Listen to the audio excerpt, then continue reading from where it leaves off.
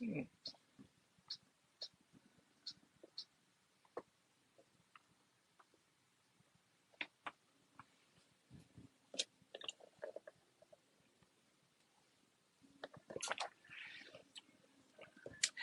evening, everyone. I know I'm late, super late, about 30 minutes late. Hi. Yes, Kristen, absolutely. You're right. Hi, Trish. How are you? Oh, no, honey, you didn't miss it. You didn't miss it. I'm sorry. I was running late, guys, and we had to have dinner. I'm trying not to eat too late because usually I eat after I do my lives, and summertime's coming around, and I'm getting tired of walking outside and sweating like a pig. So I'm like, okay, I got to start eating a little bit earlier, and so it might cut into a little bit of the live time, but I'll be here. Samuel, you're very welcome. Thank you for being here. I'm good, Trish. I'm doing really good. Really, really good. I'm trying to configure this weather because it's one minute it's cold, next minute it's hot. There's you just don't know what to go outside. You don't know what to wear outside. Like I wore my long coat today, and then when I got off of work, it was like almost 70 degrees. I was like, are you kidding me? It's just ridiculous. Hi, Stella. Jovina, thank you. Thank you very much. Yeah, a lot of people that I know have like been shocked at the fact that I not only cut my hair, my hair wasn't super, super long, but it was long enough. And I ended up shaving like underneath all of this, and it feels awesome. So I understand why guys go and get their cuts because it's so light. It just feels so, so awesome. Hi, Cindy. How are you, sweetheart? Thank you forever, his ladybug. Thank you. I'm so glad to see you guys here tonight. And if anybody is new, anybody is just coming in for the first time, just to let you know what this chat is about. Thank you, Green Eyes. This chat is a mental health check-in. I do this every week for everyone who are dealing with narcissistically abusive relationships, domestically abusive relationships, pretty much that toxic crap that you don't want to deal with anymore. Okay. I'm going to let some more people come in. Oh, Jackie, thank you. Thank you so much. Welcome.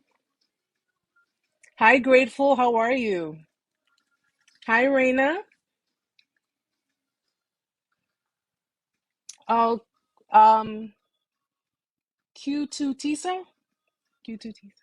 I'm trying to, is that name? I hope I said it right. I butcher names, guys. Please forgive me if I butcher your name. Thank you so much. Thank you for just being a part of this, guys.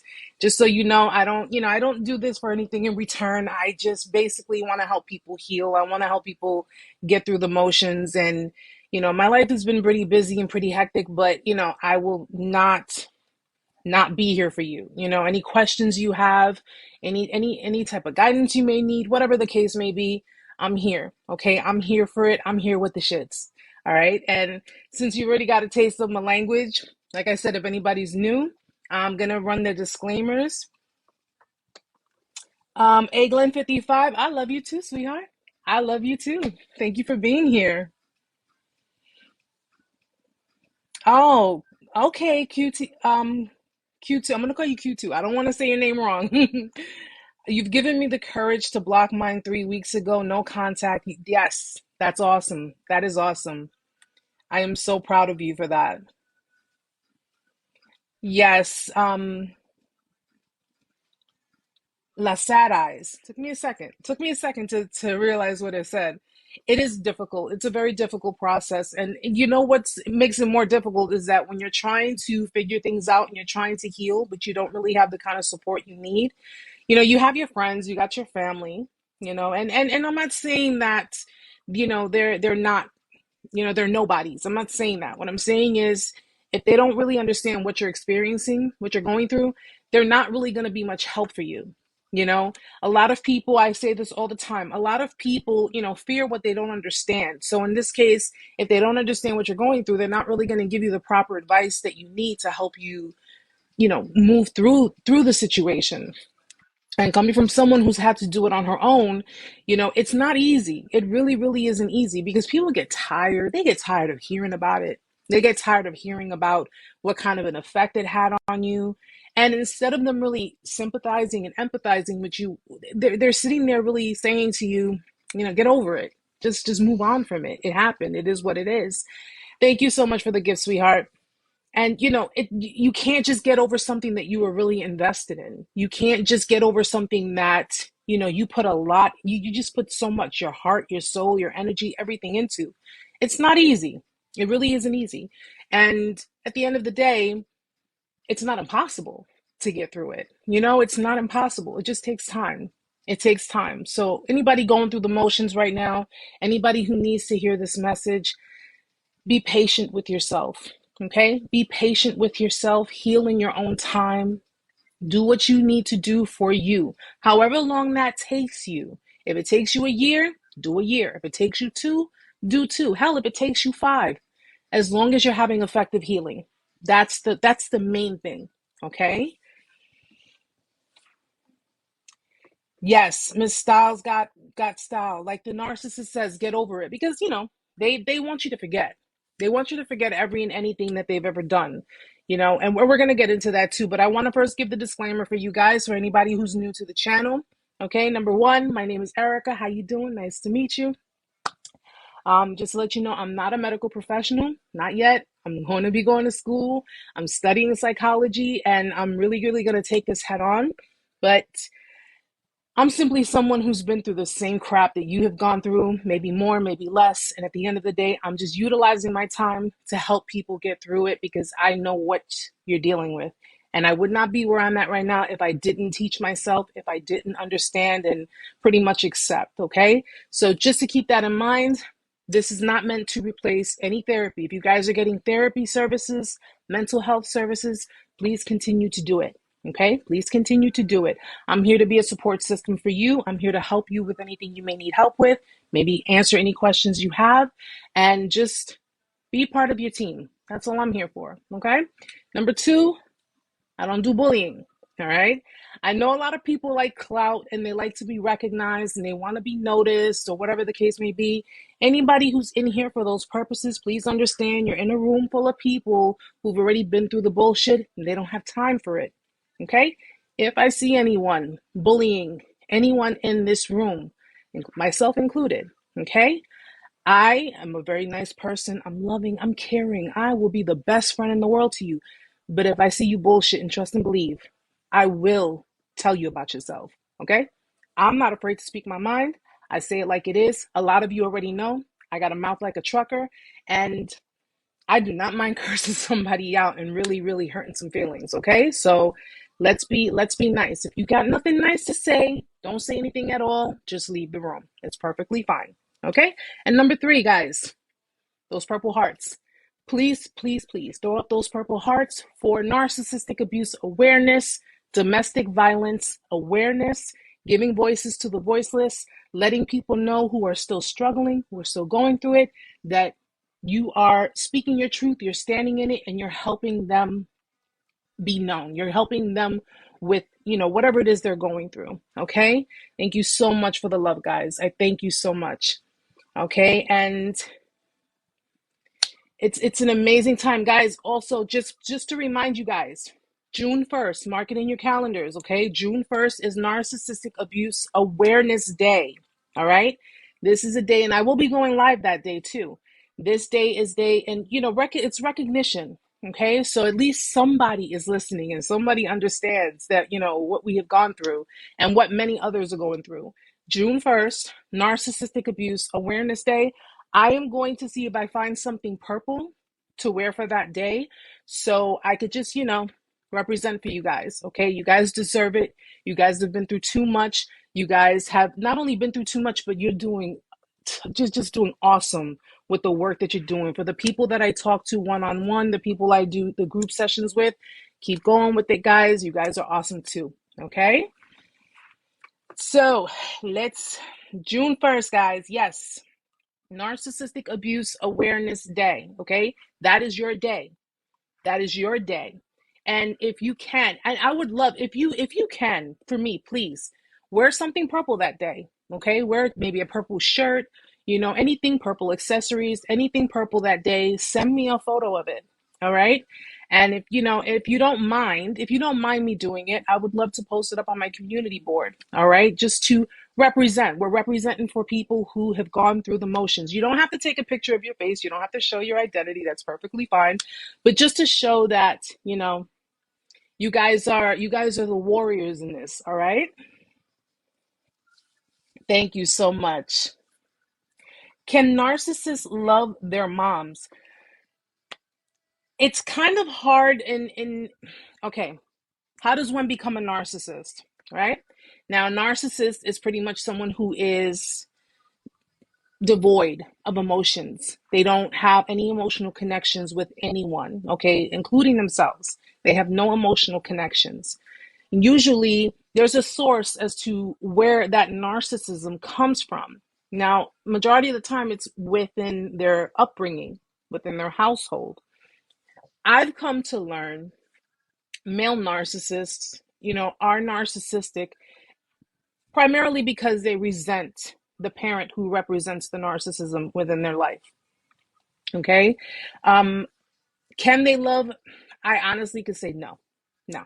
If they can't love themselves, if they can't love anyone else, outside of themselves, the chance of them loving their moms, they're connected, they're attached to their mothers, they can be attached to people, but that's an unhealthy attachment. As far as love is concerned, narcissists really don't know. They don't know empathy. They don't know true emotional connections, which is why they can't sustain relationships with other people.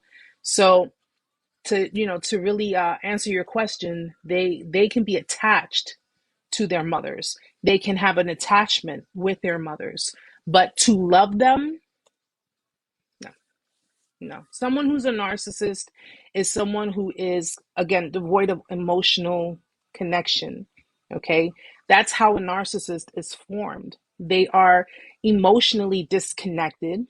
Okay, they are pretty much, I'm not going to say self-sufficient, but a narcissist becomes the way they do because of the lack of connection between themselves and their caregiver. All right. So the person who was supposed to be taking care of them, who was supposed to love them unconditionally, ended up not only, emasculating them, whether they're a man or a woman, but they ended up projecting their identity onto them. So deep down inside, do I think they would want a connection if they were maybe aware, if they were self-aware narcissists? I think they would. But in light of the fact that they live in denial, the idea of them actually loving someone, it's just they I was just telling this to someone. They have the attention span. And this is not to be like, insulting or funny, but it's the truth. They have the attention span of like a peanut. They can't even keep their attention too long on what it is that's in front of them. So, to say that they can love, they find it hard to love people. They find it hard to love their children, genuinely love their children.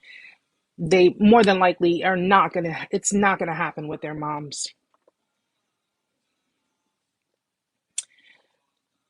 The sad eyes, they sure don't know how to live, care. Oh, wait, let me go back up. Be considerate. They are only nice to people outside the home. Well, that would depend if the people that they're being nice to are supplying them, okay? Because they can easily treat anyone like crap. They can treat anyone like crap. If you are not stroking their ego, if you're not doing anything that is, giving them the elation that they're looking for, they can, they could be all charming and sweet to you one minute, and then the next minute it's a totally different person. Most people think, well, that's the totally different person. That's who they really are. They show a side of themselves that lets you know, okay, so if I don't do this for you, or if I don't come through for you on this or that, then this is how you act towards me. They tend to show themselves when things are not going their way. So the people in their home, yes, they're complete dictators, whether they be your parents, your other relatives, or even your spouse. They are dictators. They control everything. But people outside, if they are siphoning supply from these people, they are going to charm them. They're going to be very charming towards them. But if these same people don't fulfill them the way they deem necessary, they can turn it on them too.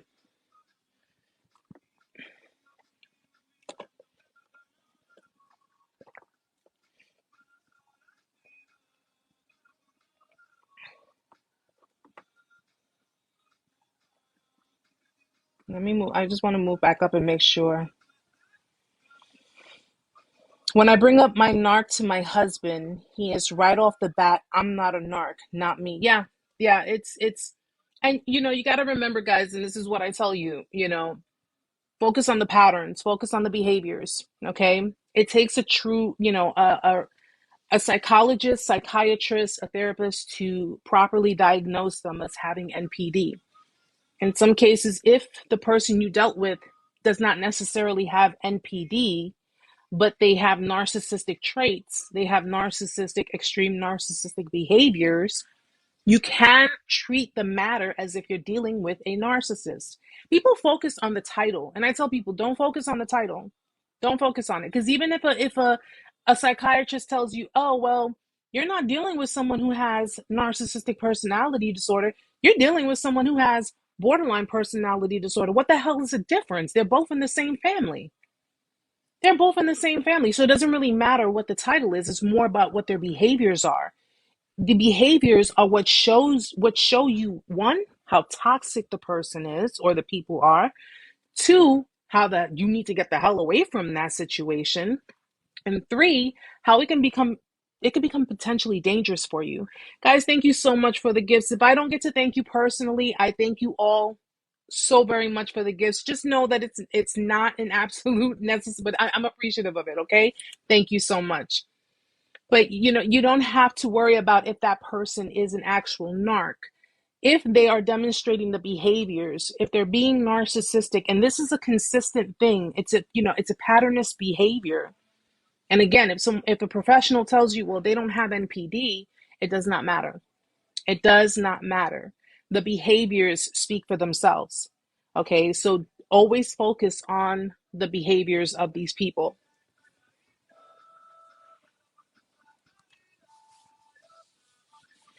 What are I think you meant to say narcissists' best friendship relationships like? They use them too. They use them too. They manipulate their friends and they use them. They use their a narcissist is pretty much is a tyrant, right? Think of Hitler. He was a tyrant. He easily manipulated people. He people feared him because they didn't want to feel his wrath. They didn't want to, for fear of being killed or whatever the case may be. Narcissists are the same way in their friendships. They use their friends. They manipulate them. Okay, narcissists generally will hang around two types of people: either people who are like them or people who are unlike them yet they enable them. All right, and because the people who enable them, the people who comply with them, within their friendships, they don't want to face that, the drama and the wrath and all this stuff. They can see how, the person can get, but they don't realize they're being manipulated. A lot of the time, friends of these types of people are looking at it like, okay, and she's got an attitude, whatever, blah, blah, blah, let me just to appease her and shut her up. They're thinking that that's what they're doing, but the reality of it is that the narcissist makes their friends feel guilty if the friends are not being true friends, by not fulfilling their supply or giving them what they want. Or, they'll pretty much befriend people, be all chummy with them, be cool with them. And next thing you know, in the blink of an eye, they are like at war with them. These are people that, one, a narcissist likes to be around people who are not a threat to them. They like to be around people who will not pose as a threat to them. So if, let's say, ladies, if you have a female narcissist friend, she will do everything to control the entire, the group of friends. She has to be the one on the top. And she decides your position, your other friend's position, your third, your fourth, and down the line. That's what they do. Okay, they pretty much, and if they wanted to, they will pit the friends against one another. They could start rumors. They can, do things behind your back. They can, mess around with your partner, your spouse, or whomever. They can, and this is all for their own self gratification. Key thing about narcissistic people, self gratification. It's my needs. It's what I want. And if I don't get what I want, then I'm going to show you why you need to comply with me to give me what I want. They're very vindictive people. Very, very vindictive people. And even if you think it's over, which is why I tell everybody, no matter what relationship you had with them, friends, family, lovers, whatever, even if you think it's completely over, if they discarded you, yes, guys, in friendships, they discard people too. Okay? You do not close your eyes to that. Okay? Always keep your back to the wall. You have to always keep your back to the wall with these people because they may have discarded you. There may have been a long period of time that you guys have not spoken, and you're thinking, oh, it's been a year, it's been 2 years.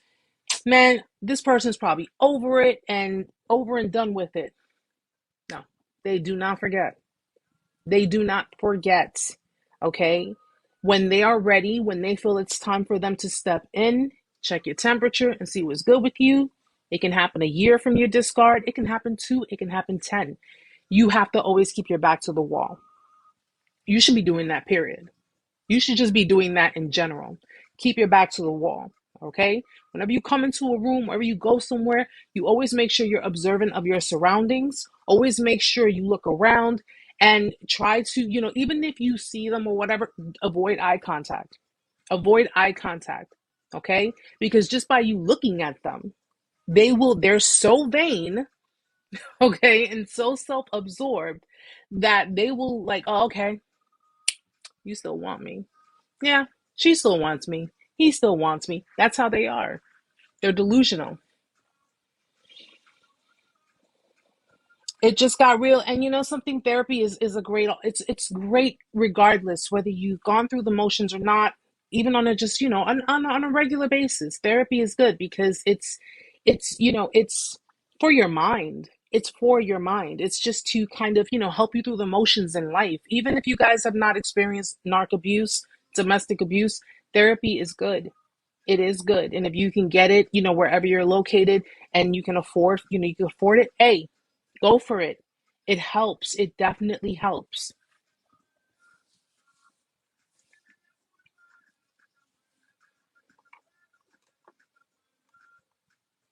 Let me just make sure.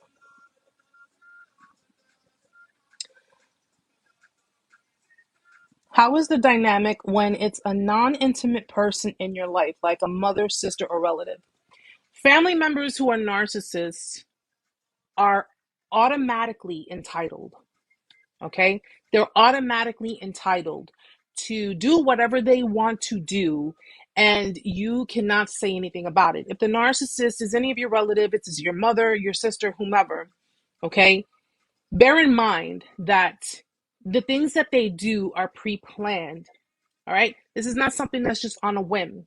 This is something, and whenever you have a manipulator in your midst, they're doing things pre-planned. Narcissist mothers usually utilize their children as tools in their life. Okay? They basically will, they'll have children. Now, narcissist parents will either stick with the kids, but it won't be for the reasons you think, or they may abandon their children because they're not ready to give up that lifestyle to have kids. Now, if the mother decides to stick around with the kids, they will provide for the kids. They will, that person will give them, put the roof over their head, do the basics, the basics. Once the children reach a certain age that the mother feels, okay, you're at a good enough age, what the mom would usually do is, especially if there's other siblings, the mother will parentify. She'll pass on her duties as a mother. She will pass it on to more than likely the oldest child that she has. And the oldest child will have to basically take care of all the things that the mother's supposed to be doing. Taking care of the other siblings, cooking dinner, doing the laundry, things like that. Okay. Once that child reaches a certain age and the mother over time deteriorates that child's, self-esteem, She'll undermine the child's self-esteem. Now, if the child is compliant with the mother will, treat that child as the golden child. Basically, you do what I want you to do, you do for me, I'll do for you. It's a transactional type of thing. You do what I say, and then if what you're requesting of me, I feel you deserve it, I'll give it to you. If the child is not compliant with the mother, then she will, pretty much emasculate the child. She'll tear the child down. She'll tear down their confidence, their self-esteem. She will make the child work for her love. And I do this in parentheses. You'll notice me doing this a lot, guys, because this is generally how it is with narcissists. She'll make the children work for her affection, for her attention. Okay. And she will often have her children competing for her as well. So if there is more than one child in the house, each of the children will compete for the mother's attention and her affection. Now, if you have just one child, the mother will rotate the roles with that one child. Monday, you're the golden child. Tuesday, you're the scapegoat. Wednesday, you're the golden child. Thursday, sounds familiar, doesn't it? That's called trauma bonding. She's trauma bonding that child because now she has gotten the child to the point that they're so confused. They don't know, does mom love me? Does mom not love me? They're so confused that what they do is they try to stay on the mother's good side. They always seek the mother's approval. So they try to do everything possible to keep the mother satisfied. Okay. And if even for a split second, they gain an ounce of knowledge and logic where they don't agree with the mother, then that's when they'll be chastised. They'll be reprimanded for going against the mother. And as they get older, much older, you become an adult. If you are one of those who was taking care of your mother throughout the entire time, constantly taking care of her, constantly providing for her, constantly doing these things, she became, codependent on you. And in a way, you became codependent on her because you basically, again, are seeking her approval. You're seeking her, her love and her affection. And the only way you get positive feedback from her is if you do something for her, if you provide for her, if you pretty much put your neck on the line for her. That's how you are getting your approval from your mom. But if you decide that, okay, time is now for me to move out and live autonomously, have my own life, get married, do what I want to do, what ends up happening, she's going to make you feel guilty. She's going to make you feel guilty for abandoning her. Okay, for not pretty much sacrificing yourself completely, not becoming a martyr to devote everything to her. And often people who have narcissistic mothers, fathers alike, they end up falling backwards in the patterns because they feel bad. You feel guilty, you feel bad. Okay, mom, mom took care of me. But the reality of it was, in actuality, you were taking care of her your entire life. You were taking care of her. You may not have realized it, when you were younger, you were taking care of her responsibilities. You were doing all the things that she was supposed to be doing. And the fact of the matter is that she's your mother. You should not have to work for her love. You shouldn't have to work for her attention and her affection. But the severe trauma bonding, you're experiencing cognitive dissonance. You're experiencing everything that you would experience in a narcissistically abusive love relationship. You hadn't realized that. You didn't realize that at the time. So you're so entwined, almost damn near enmeshed with her, that when it came time to try to break free, it was so hard. Because, people, it's my mom. What am I supposed to do? You're put between a rock and a hard place. What am I supposed to do? If I leave her, I'm abandoning her. And then if you decide to stand your ground and move forward and say, you know what, mom? I did everything I could do for you. It's time for me to live my life.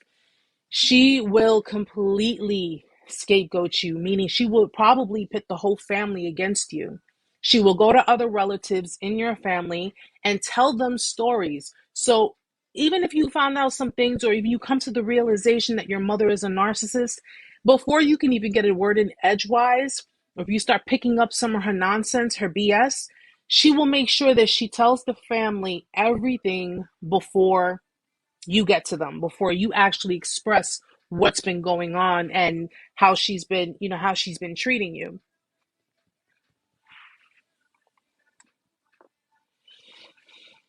Let me just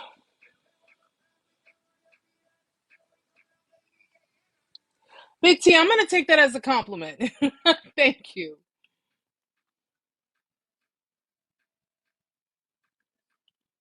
Does narcissists know that they are narcissists? Do they love what they do? I don't, something, if they're incapable of emotions, they're incapable of the feeling love. Okay.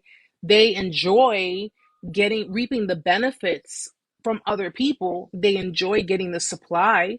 Um, are they aware they're a narcissist? I can't really go on statistics right now because I don't know. I really don't know the full statistics of self-aware narcissists. They know that their behaviors are very toxic, and they know that their behaviors, are very sabotaging, based off of a narcissistic person. They may not know the label of themselves. They may not know, oh crap, I'm a narcissist, or maybe they do, but they do know that what they do is hurtful towards other people. And they find justification in their actions, based on some of the things that they hold over your head, the mistakes you have ever made. If you were in a relationship with them and you made mistakes, it's one thing to make a mistake, but it's another thing to deliberately hurt someone. They will basically justify their actions based on either the mistakes you have made towards them or anything that you've done that they felt slighted by. They will blame it on their upbringing. They'll blame it on, their family. They'll blame it on their parent. They'll blame it on everyone else but themselves. So they will pretty much deflect and just kind of, you know, be passive with it. It's everybody else's fault. Okay, it's my dad's fault that I'm like this because my dad was like this with me, with my mom. But the minute if you really pay attention to what they're saying, okay, if you really pay attention to what they're saying, they are confessing to you that they know. Think about it. You sabotage this relationship. How could you? It's not my fault. My mom and my dad were like this, and it's in, blah blah blah and all that stuff. But in the end, they're still confessing to you. They're still telling you, I'm aware of what I do, but I'm not going to take the blame for it. I'm going to give it to the next person to be blamed for it.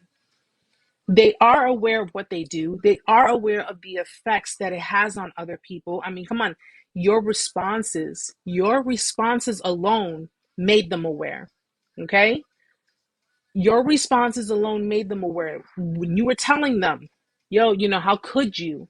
How many of you have said that? How could you? Just that sentence alone. How could you? How could you do this? How could you say that? How could you hurt me like this? They are aware. They're aware. They love to play the victim. And even if, even if it means just blaming the person down the block, like it's anything as long as they don't take the blame for themselves. Okay, they love to avoid accountability by any means.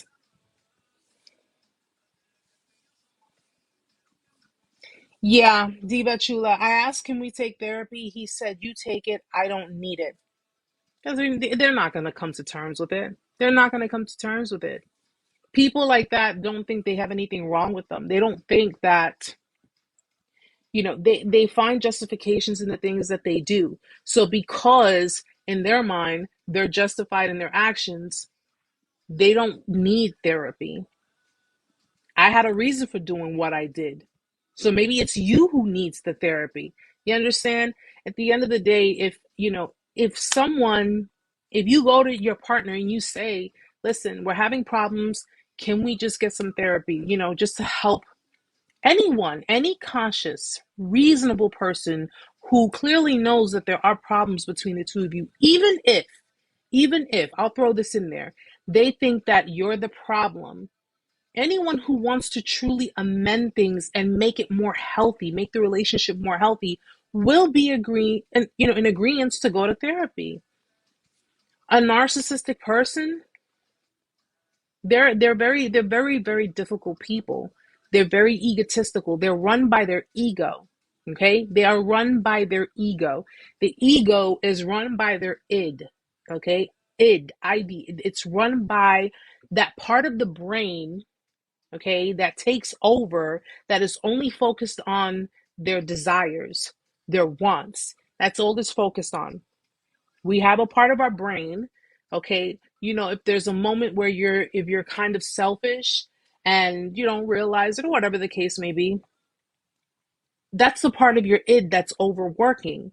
It's basically, a real selfish moment. It's a narcissistic moment, but it's not something that, because we've all had those moments, guys. We've all had narcissistic moments. We can admit to that, but it's not something that consumes us.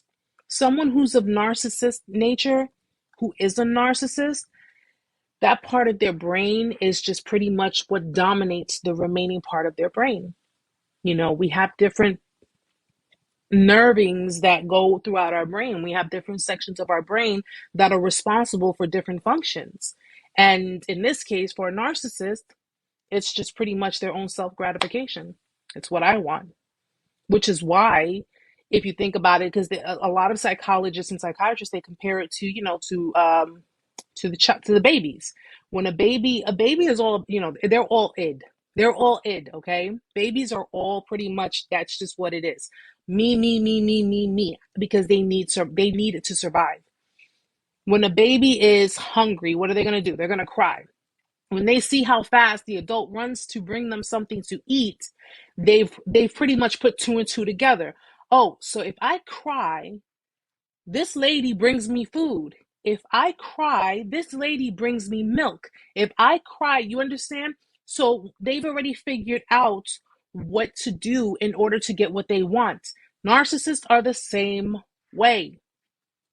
If I throw a tantrum, or if I give them the silent treatment, or if I make them feel like crap, or if I make them feel like they're not good enough, or if I tell them, that they have been slacking, whatever the case may be, your automatic response will be, okay, let me fix it. Let me fix it. Let me make it right. Let me fix it for this person. Let me do whatever it takes to keep them happy, to keep them satisfied, whatever it is. When they're giving you the silent treatment, when they're stonewalling you, they're rejecting you, right? They're pretty much rejecting you. And your automatic response is what? Go harder. Seek the approval much, much, much harder. Okay, get them to talk to you. Get them to understand you. Get them to listen to you. That's what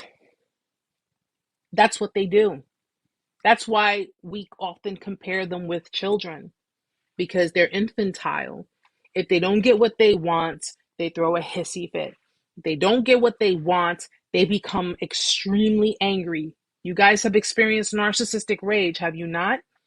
That's the part where it gets the event gets so extremely scary that you don't know what that person is going to do next, because this just came out of nowhere, almost to the point that it looks like the person's face is changing.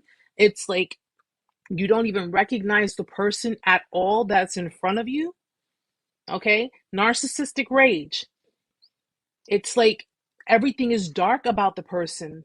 Their eyes are dark. I don't know about you guys, but I felt beyond the depths of the deep seated, deep rooted, just it was just so cold and scary, and I just never wanted to experience that again.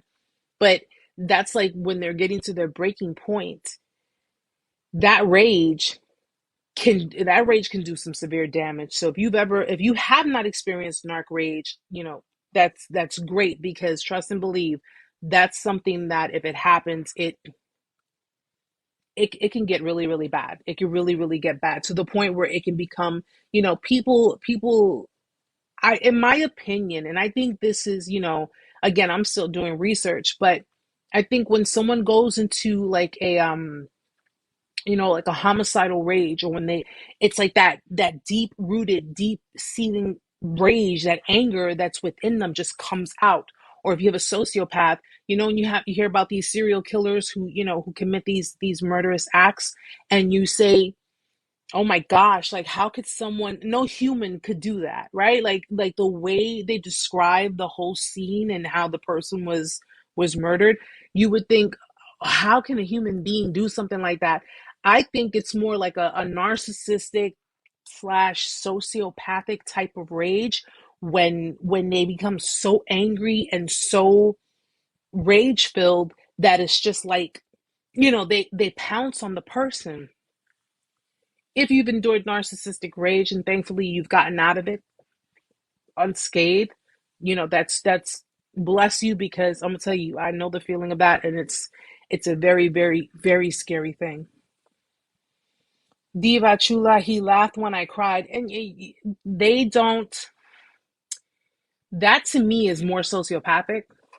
That to me is an act of more like a more sociopathic act, and I've come to learn when it boils down to narcissists, they have the level of apathy that they have within them because they don't know emotions. Emotions makes them very uncomfortable. It makes them very uncomfortable. Though they can play it off like they feel something, like they're truly connected to you. The more high functioning narcissists, those are the ones who are like very meticulous in their actions. They're very, like studious, very, book smart. They know the ins and outs, and they know what to do with you with regards to whatever it is they want from you. The other types of narcissists, which are usually more like the vulnerable types, the ones who are probably the ones who are like more scapegoated throughout their life, them, it's just something that it's like, okay, I really don't want to do this, I really don't want to feel this way, but you giving me your attention, and giving me supply by providing this attention to me is actually kind of fulfilling me. So let me just, you'll notice the difference. You have the very grandiose narcissist, very entitled, superficial, very, I'm better than the world. Those are usually like probably the narcs that were, put as the golden child. They were put as the golden child. They basically were the extension of the ego of the parent who was very full of themselves. All right. And then you have the ones who are the vulnerable, the less, they're not grandiose, they're the opposite. Those were more the scapegoated ones. Those were the ones who were constantly put down, constantly let down, constantly were either abused emotionally, physically, verbally abused. And because people think that scapegoats automatically become black sheeps, and that's not always the case. Scapegoats can become toxic narcissists. They can become toxic narcissists too. Okay. Those are the ones who pretty much like had everything stripped, their identity, their self-worth, their self-esteem. And when people meet, because I notice, like I always have to make this known, because people are always under the impression that well, I'm dealing with the narcissist because they're charming and this and that. No, doesn't always work that way, because they're not always charming. They're not always grandiose. They're not always what a typical narcissist has been labeled out to be by, by other people. There are two sides to every coin. You're going to have two sides to every coin. So if you're dealing with someone who did not love bomb you in the beginning stage, if you're dealing with someone who wasn't like just overly charming and just, like constantly complimenting you and, feeding you all the soulmate things or whatever, that does not mean that you were not dealing with a narcissistic person or a narcissist. It just means that you weren't dealing with the grandiose type. You could have been dealing with a different type. You could have been dealing with the vulnerable type of narcissist, which is the one who would seem humble, the one who seems, like they put themselves down. They kind of like, They fish for the compliments subtly. So they won't like put themselves on the pedestal. Okay? You will be spending your entire relationship putting that person from the ground onto the pedestal and then pulling the chain that lifts the pedestal up. You will be manually putting up that type of narcissist on a pedestal. The grandiose types are the ones who come in automatically on their pedestal. It's a fake, phony one, but granted, but nonetheless, it's still a pedestal, and that's probably a pedestal that the last victim put them on. Okay? And that's where you have to look for the different signs. Look for the vulnerable types are more prone to enduring narcissistic rage on a very, very dangerous level. They're more prone to being, you know, more verbally abusive, okay? Very, very toxic, very draining, extremely draining. The grandiose types are the ones who just get the attention wherever, whenever, however they want. Okay? They're not too concerned because as much as they got your supply, they are probably siphoning supply from 2, 3, 4, 5 other people outside of you. The vulnerable types, they have such low self-esteem that they more than likely, and don't get me wrong, they cheat, guys. They do cheat. They go out of your relationship, but the vulnerable types are usually the ones who will pretty much, in the process of you being in a relationship with them, they will make it your like absolute duty to one, be completely and utterly loyal to them while they are pretty much being the, what is it called? I don't want to say free spirited type, but they're pretty much being the nonchalant, lackadaisical type, you know? And they can, because their end game is to fulfill their supply, which is generally their self-esteem. Their self-esteem. Leroy Brown's, I don't like the double standard. Yeah, no, and you know what? I agree. I agree with you. I don't like it either. I honestly I like everything on an even keel. I like everything balanced. What applies for a woman should apply for a man and vice versa. And in the end, in your relationship, this is why I say, guys, if you get involved with people, man, listen, don't put in any more than what they're putting in. Okay? If they're gonna give you 3%, you give them 3. They want to give you 2.5, yeah, you give them 2.5, not 2.6, not 2.4, 2.5. You give them what they give you. Okay? No more of this overextending yourself. No more of this bending over backwards. No more of any of that. No more of any of that. If they're not serious about you, listen, I don't tell people how to do their relationships. Well, I'm going to be honest with you. If you're dating someone more than 6 months and it's like, you still don't have any kind of establishment of where you two are, if you have no idea of where this is going, that they're constantly leaving it in the air or saying, oh, just go with the flow or just not listen, you get into a relationship with someone with the intention to eventually have a future together. That's generally what people do when they get into a relationship. Have a future together, possibly get married and have children, or if you don't get married, that's fine too, but have some kind of future together. But if you got someone who's sitting there talking about, well, we've been together a year, why are you trying to rush things? Are you serious? Are you serious? Why are you trying to rush things? Like anywhere between I would say at least 6 months. Me personally, I say at least 6 months. If you got someone just giving you the, no, we're still vibing, we're still flowing, we're still seeing how things are going, huh, sweetheart? The only, I'm going this way, you going that way. That's where it's going because it does not make sense. It does not make sense. If you have someone who's still weighing out their options or who wants to not be in a commitment because they want to weigh their options, respect it and walk away. That's it. That's it. If you're not the kind of person, and I mean this for anyone, who does not like to date 5, 10, 15 different people to weigh your options, you like to focus on one person and see what grows of it, don't deal with someone who sits there weighing out their options with 5 other people. and got you standing here on a line waiting to see which one of you they're going to pick. There are plenty of other people out there. Okay, narcissists are the kind of people that will, and anyone who's who dealt with a narc or an extremely narcissistic person, okay, if you dealt with someone like this and you notice that nothing about them has changed, nothing will change. Nothing will change.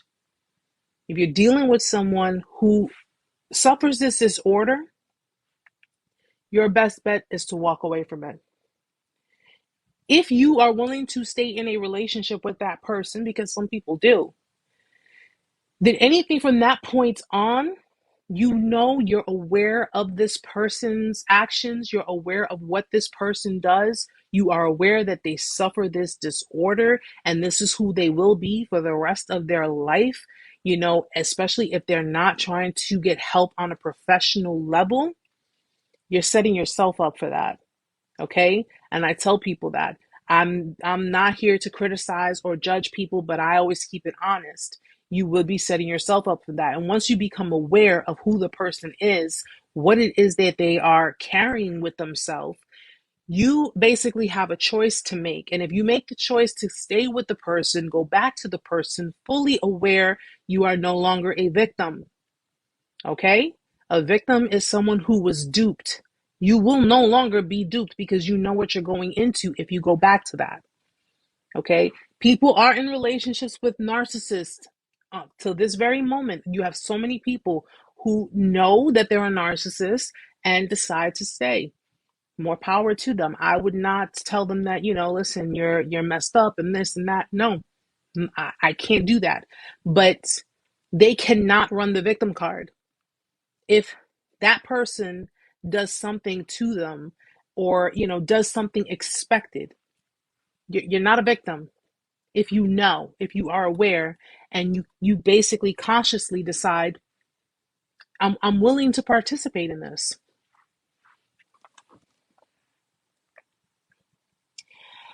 Red Smile, how do you tell a narc that you are leaving, that you're done? You don't. You just go. You just go. Okay? If you try to tell them that you're leaving, they will try to do things to keep you around. If you try to tell them that you're leaving, there is a possibility that they can even try to hurt you. They can try to hurt you. You don't say anything to them. You grab your stuff, whatever you need to grab. And if it's anything that you can leave behind, leave it. Grab your toothbrush, grab your brushes, grab whatever you can to throw in your big bag. Because, ladies, I know you ladies have those huge bags like I do. Grab whatever you can and just leave. You don't forewarn them. You don't tell them anything. You don't, and understand that this, when it boils down to closure, because if you've been discarded or if you are planning on leaving a narcissist, and they come to you and they say, well, I want closure from you. You don't have to give them anything. You leaving was closure enough. They know their behaviors. They know what they're doing. They know why you left. They know why you don't want to deal with them, why you don't want to talk to them. Because you started educating yourself, you started speaking to the right people, you started getting the support you need to help you to get out of that situation, all these things that they are terrified of because they don't want you knowing these things. They don't want you knowing anything, okay? But you never ever forewarn them. You never tell them anything. You just get up and leave and make yourself disappear. You have to disappear. And depending on the type of narcissist you're dealing with, because you have different people on different parts of the spectrum, okay? Regardless of whichever type you're dealing with, if this is someone who suffers NPD or has any other form of mental illness, you don't want to run the risk of that person potentially doing something that can harm you or harm anyone around you, okay?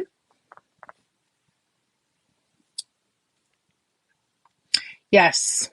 Gio says they are trying to have opportunity to get in and stay, and they will try to hoover you back. They will try to hoover you back. They might do something really, really small. They might do something really, really big. It could be anything. But just think of it this way: when someone knows that their actions and their behaviors are really, really bad, and they know the reason why you left, without any form of, first of all, you don't get apologies. You do not get apologies. And if you do get an apology, it's usually not genuine. It's usually not genuine. Okay? The apology is to just shut you up and to, pretty much trick you right back in. That's all it is. Okay? And if you don't get an apology at all, which is to be expected, that's simply because it's kind of like I don't want to say tug of war, almost like tug of war. But like when you go no contact, your level of going no contact and their level of silent treatment are two different things. The silent treatment is to actually lure you back in. It's to get you to come in. Believe that or not. They give you the silent treatment because they want you to come in. They want you to react. They want you to say something. They want you to feel some kind of way and have an emotional response. Your no contact is simply you protecting yourself. And people tend to misconstrue the two, especially people standing on the outside when they say, "Oh, well, you're giving this person the silent treatment." No, I'm going no contact. Okay? I'm going no contact. And by going no contact, what are you generally doing? You're blocking, you're making all of your settings on all your social media private. Okay? You're doing everything you have to do to not be entangled with that person anymore.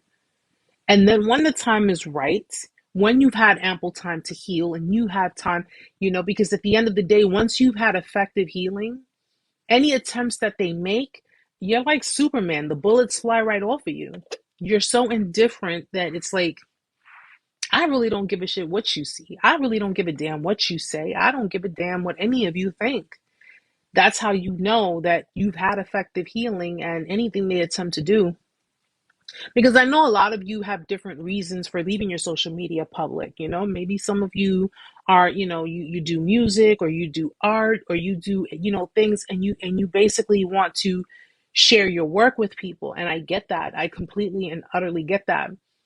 And, if it's possible to, even if it's temporarily, make everything private, take yourself away from this person, because they're going to try anything in their power to do things that will sabotage you, jeopardize you, and really try to hurt your name. You don't want that.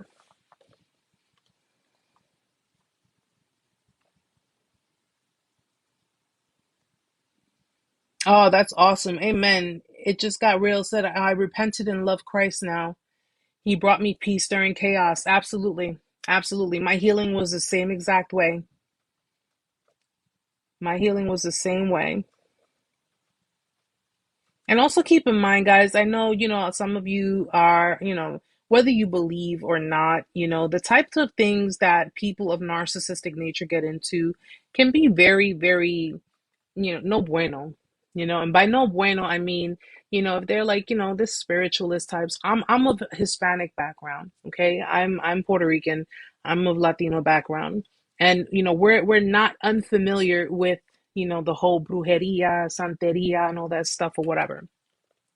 And if it ain't to God, then I don't know what spirits you're talking to. You know what I'm saying? Like, that's my take of it. If you're not speaking directly with God, and you're thinking you're talking to spirits and doing all types of stuff, but these people get involved in stuff like that too. They get involved in, witchcraft and dark magic and all that stuff or whatever, and trying to affect people's health, and trying to do things to hurt people on an energetic, spiritual, whatever you want to call it, type of level. Be very careful with that, please. Please be very careful with that. I never, I grew up understanding what, the brujeria and santeria stuff is. I grew up understanding what it was, but I didn't grow up practicing that. I'm not touching that stuff. I am nowhere near touching that stuff, because that stuff, you're dealing with other things, and they often do things to, it's kind of like making a deal with the devil. Give me what I want and I'll give you what you want. And then when you can't pay up, you can't come through on your end, bad things begin to happen.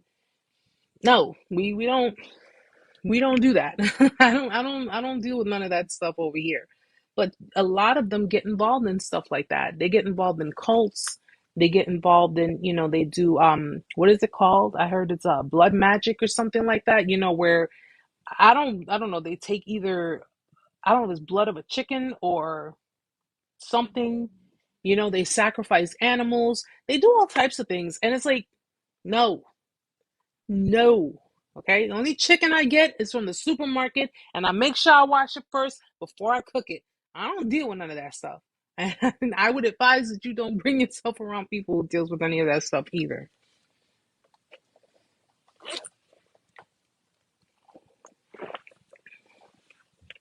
He said that he conjured up a demon to me one time. I was so scared. It does not exist if you don't believe it. Okay? It does not exist if you don't believe it. And I tell people, because I have been attacked spiritually. I can't say, it was let's just put it this way. I'm not going to say that it was from certain people per se, but you know, if you allow things to exist, if you allow the fear, if you allow all of that to exist, then it's going to manifest in your life. It's going to affect you. Don't let it. Don't let it. Okay? You have to keep faith in your higher, whatever it is you believe in. You have to keep faith in that higher power. But you have to also, I always tell people, anything that was given to you as a gift, anything that was given to you as something that, an inanimate object that was given to you as a gift that you have in your home, you have to get rid of it.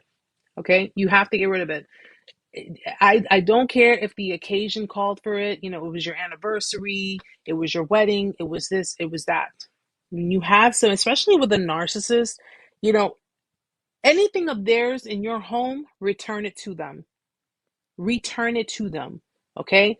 Put it in a FedEx or a UPS box or a US postal box and mail it back to them. Anything that belongs to them, down to the damn shoelace. I don't care if there's a shoelace under your bed that belongs to them.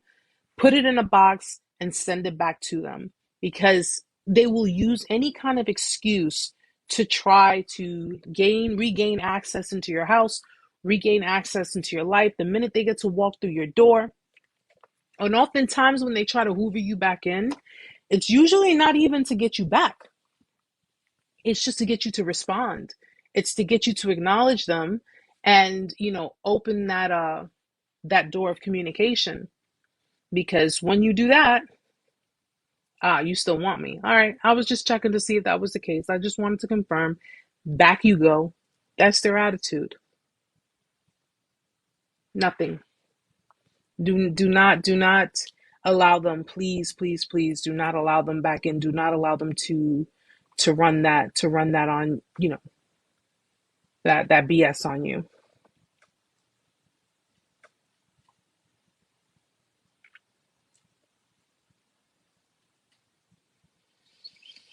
He said he was an atheist, but then he said he believed in God and just said that because I believe. Yeah, they'll definitely say or do anything to, to to to get you to become very vulnerable, to get you to become very trusting towards them. If you have a certain belief, they will, they may roll with it. They may roll with it. And at the end of the day, if that's not something that, that comes genuinely from another individual, you'll be able to notice that. You can sense that, and you can tell if it's fake. So Howard, you're very welcome. Thank you for being here. Thank you, Diva Chula.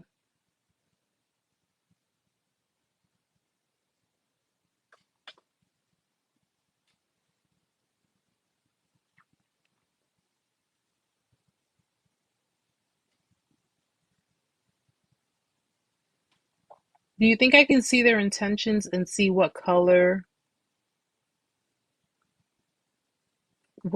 they are? I know deception. Well, I think if once we pay attention to certain behaviors and patterns and ideas and how everything goes, once you pay attention to those things, you could be able to become very sensitive to, different forms of manipulation, different forms of abuse, whether it be abuse of power, of authority, abuse of, anything. You become super sensitive after experiencing something like this, guys. You become very, very sensitive, especially if you are proactive and you are like constantly moving forward, and you're constantly learning, and you're constantly, you're trying to not only be proactive for yourself, but you're advocating for others who have gone through it.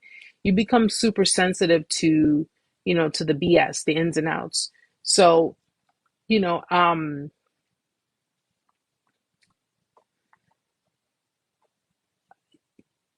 but yeah, you should definitely be able to, once you get the hang of really understanding the patterns and how things operate, you'll be able to, start to see things before it completely comes into fruition.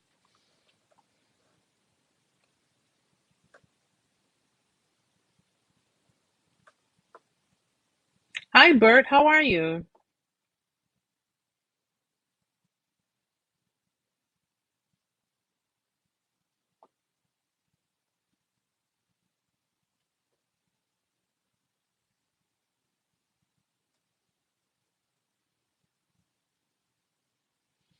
So, guys,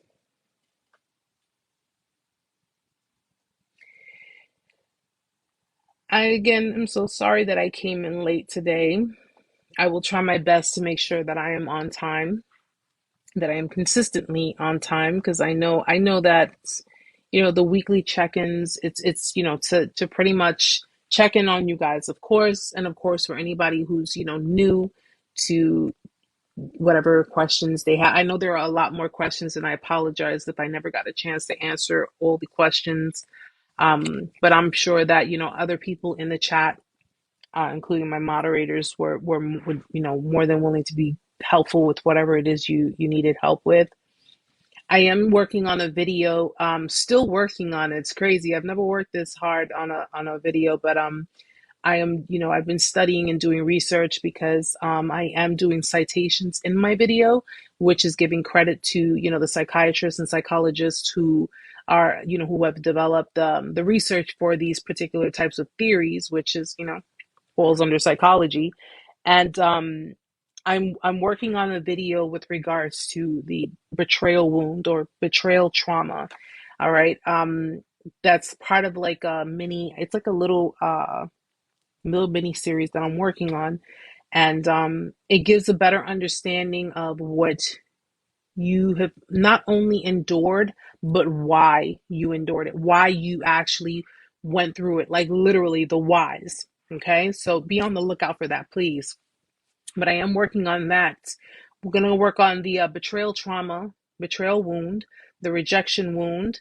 Okay, and there are just so many other things that I want to work on to help incorporate all of this with, narcissistic abuse, NPD, and I think I'm going to do some more on borderlines as well, because remember, guys, borderlines and narcissists, they're cousins. They're cousins, okay? And even if, the chance of, well, like I said, if a psych tells you you're not dealing with a narcissist, you're dealing with the borderline, you got to be prepared, because borderlines are a lot worse than narcissists, believe it or not. And on a very, on the emotional scale, okay, on the erratic scale, they're a lot more dangerous. So we'll definitely talk more. I'll get more into that with you guys as well.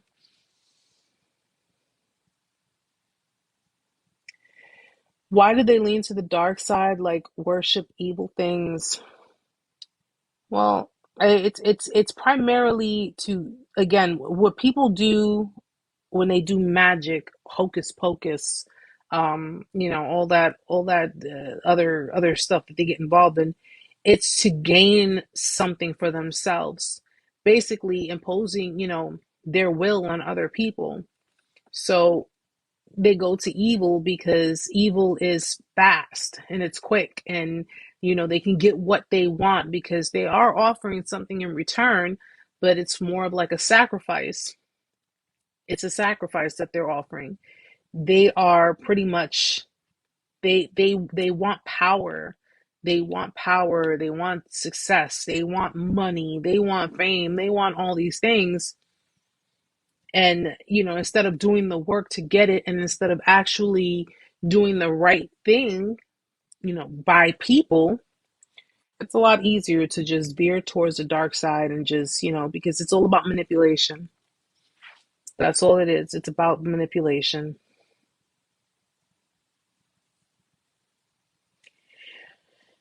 Dopamine dream. It's exhausting supporting a friend who keeps going back to her narcissistic boyfriend repeatedly. She's heavy in the trauma bond. She's heavy in the trauma bond. And I'm not saying don't be supportive, but what I'm saying is I think it's best that you express to your friend, listen, your relationship is having a toll on me too. Okay? Because it affects you. It affects you too. And if it's affecting your mental health, it's affecting you in more ways than one, and you're not even involved in that relationship, then it would probably be best that you sit down with her and say, listen, if you're going to go back to this person, I don't want to be a part of this. So if you get out of this situation, and you decide, once I see that you're healing and you are like literally you're serious about being away from this person, then and only then can I involve myself. Okay? But if you have friends who are repeatedly repeating the cycles, then you got to put your foot down somewhere, because then that's affecting your mental health. All right? And it's not to say that you're not being a good friend. It's not to say that you're not trying to be supportive. You are, but how can you be supportive of someone who keeps going back to the same place where the poison is? It's she has to do it on her own. She has to do it. So, you have to think about yourself too. You have to.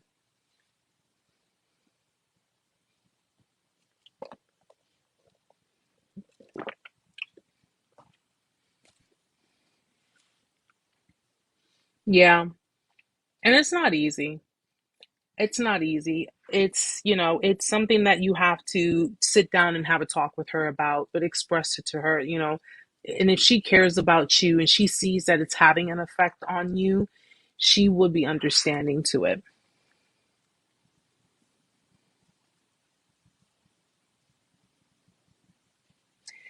Let me see. Can a narcissist get healed?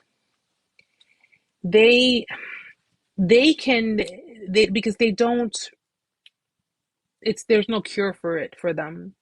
They can work through their lives being a self-aware narcissist, because they have to, it's an ingrained thought process. It's an ingrained way of thinking. So with the help of therapy, and it may be therapy that they may have to have for the rest of their life. It's possible.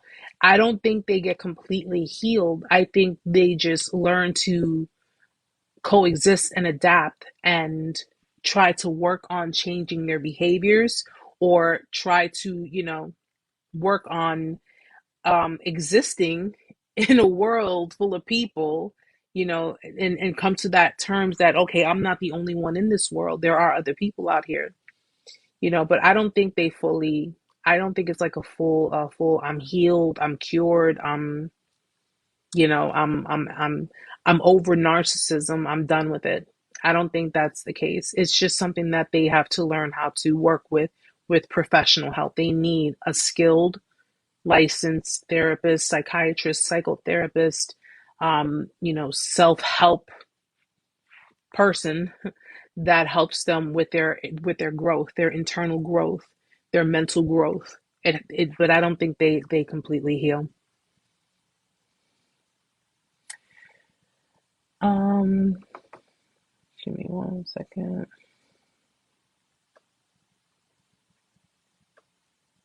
What's the difference between a malignant narcissist and a personality disorder? The narcissist is pretty much is carrying a personality disorder. Narcissistic personality disorder is the personality disorder. A malignant narcissist is a type of person who suffers a personality disorder. So they are the type on the scale.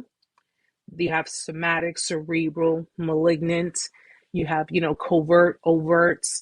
They are a type of person who, suffers a personality disorder. So they're a type of personality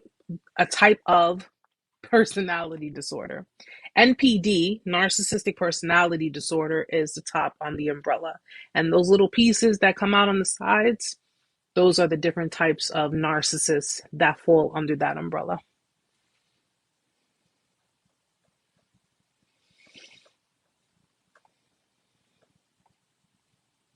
Yeah, Chio, they probably need to forgive themselves and forgive who hurt them and let go. And you may be right. You may be right, but that's something that is just, it's so hard, which we can agree that it's hard to forgive other people, because I know for me it's very hard to forgive. It's not impossible, but it's hard for me to forgive. And when I do finally forgive, that means that I've come to a clear level of acceptance. I've accepted it and I let it go.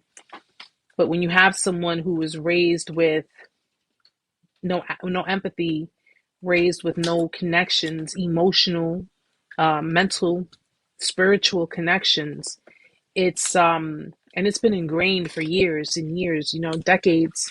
It's hard. It's really, really hard.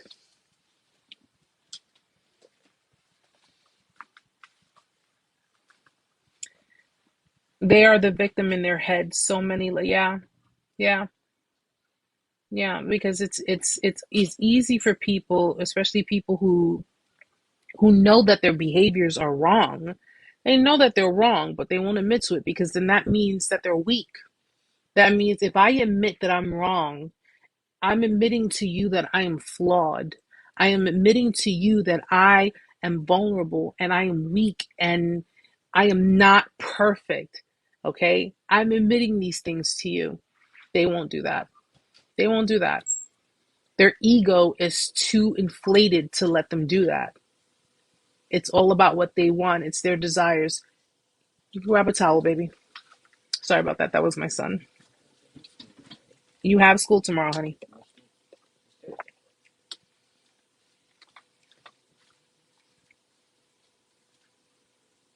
Yes, it's crazy how much she affected my own spiritual and religious values, even though we have similar beliefs. I mean, that's primarily the effect of cognitive dissonance. Cognitive dissonance is pretty much, in layman's terms, what you don't normally do, going against what it is that you believe in. Okay? When you find yourself, which we all find ourselves doing that in narcissistic relationships, you find yourself at a point where you are worshiping that person. You're worshiping the person in the relationship. You're overvaluing that person and you're devaluing yourself in the process. Okay? You're overvaluing them and you are devaluing yourself. You're making them more valuable than you. Okay, which is why a lot of you probably did more than necessary for these people. And meantime, they gave you bare minimum. They gave you, very little. They gave you a breadcrumb. Okay. And in this, it happens. It does happen. Don't beat yourself up too much about it. If you're gonna beat yourself up about it, give yourself a swift kick in the ass and say, okay, I'm over it. And you can't be mad at yourself too much for trying to be, for not even trying, for being a good person or doing, what you would do for anyone, because that's something that you would have liked in return. You can't stay stuck on that. you know if I went to God and asked for forgiveness when everything happened, because at the end of the day, it took my relationship away from God. It took my connection with God, and I just got pulled into something that I thought, and I'm not going to say I thought it was better than having a relationship with God, because I didn't, but it pretty much made me forget my relationship with God and forget where I was spiritually, because I was so embedded in this relationship. I was so, just invested. I was really invested in this relationship with this person. I would have done anything for this person. That's my mindset. I'll do anything for this person. I love this person. I don't want to see this person hurt. I don't want to see this person angry. I don't want to make this person angry. I don't want to do anything that's going to tip the boat over. And I started sacrificing, because even when I would get spoken to in a way that anybody If anybody would have witnessed that, they would have said, you're going to let this person talk to you like that? Okay? Because they know that they know Erica. They know Erica, and they know that Erica would not have ever sat there and let someone talk to them that way. In my relationship, that I wasn't who I normally would have been. I was taking it all in because I felt that, something, if I continue, if I hang on, because so many people give up on this person, so many people walked out of this, but I didn't realize why. I didn't understand why. I didn't, sit there to say to myself, well, people probably walked away from this situation way before you ever had a chance to discard them, because a lot of them saw your true colors, maybe, sooner rather than later. And here I am. I saw some colors. I saw some things. I heard some things. But I stayed. I stayed because I thought to myself, I don't want to just get up and walk away and give up on this. I want this person to understand that, yes, you're flawed. I took that as them being flawed. You're flawed, but I care about you and I love you and I want to be with you and I'm willing to work things with you. And I ended up being a martyr because I ended up sacrificing my self-respect. I ended up sacrificing who I was as a person. I ended up sacrificing my dignity. I sacrificed so much of myself. And it wasn't, it wasn't to, me throwing things in their face or like, everything I've done and this, look at that and blah, blah, blah. No, I sacrificed who I was, what I believed in. I had no backbone. I was literally without a backbone. And I allowed things to be said to me and I allowed things to happen. I allowed people to be hypocrites with me. I sat there in front of some, people that I knew, like, at the end of the day, I was like, something, I think this person's a hypocrite, but because I'm with this person, I'm just going to keep my mouth shut. You do these things. You end up doing these things that you never would have normally done in any other situation, but you do it. And yeah, you did it. Give yourself a swift kick in the ass, get up and get going. That's all you can do. You taught yourself a lesson. Now you know what to do and what not to do. Okay? And it's okay. It's okay. It happens. It happens to the best of us. It does. You have nothing to sit there and feel bad about. You have nothing to sit there and, constantly harp on yourself. No, don't do it. You were being a good person. You were doing what you thought was right. You were doing what you thought would make the other person happy. You were being a martyr. And at the end of the day, they still ended up sacrificing you. Okay, that says a lot more about them than it does about you. So don't worry about that. Okay, don't worry about it. Yes, you do. Happy Evie. Yes, you do. You get lost in it. You get lost in your relationship. You get lost in the feelings. You are just so embedded in trying to keep the person happy, keep them not upset, keep them, feeling good. And it's not to say that you were being, you weren't being genuine, because you were. But there were times where you probably felt like you had to do a little bit more than necessary because you didn't want to face the wrath of the attitude, or you didn't want to face them yelling at you, or you didn't want to have them, talking to you as if you were a child, or really being just mean and cruel and nasty to you. Like, you literally had to do more just so you wouldn't be mistreated. Yeah, you had other times where you guys had good times. You guys were happy. You haven't, you went out to dinner, you went out to the movies, you were happy, doing your thing, having a good time. And yeah, you know what? On those, nice warm summer nights, you were making love. You were doing all those things. But yet you were still being mistreated. You were still being, hurt in the process. You do not have to fault yourself for being a good person. Don't do that. Don't fault yourself for doing what you thought was right and doing what you thought, was a good thing because it came from your heart. Okay? If you want to Beat yourself up a little bit for, not seeing it happen, or not seeing it coming, or beat yourself up because you overextended yourself. By all means, just do it, but make it quick and then get up and move on from it. Okay? That's your level of accountability. You get up, move on from it, and say, you know something? Because at the end of the day, what you're going to come to realize is, why the hell am I going to beat myself up and put myself in a dark corner and put myself in timeout for being a good fucking person? Why am I going to do that? No. Oh, Lily Beth, I'm glad you came. I'm glad you came. Oh, Green Eyes, thank you.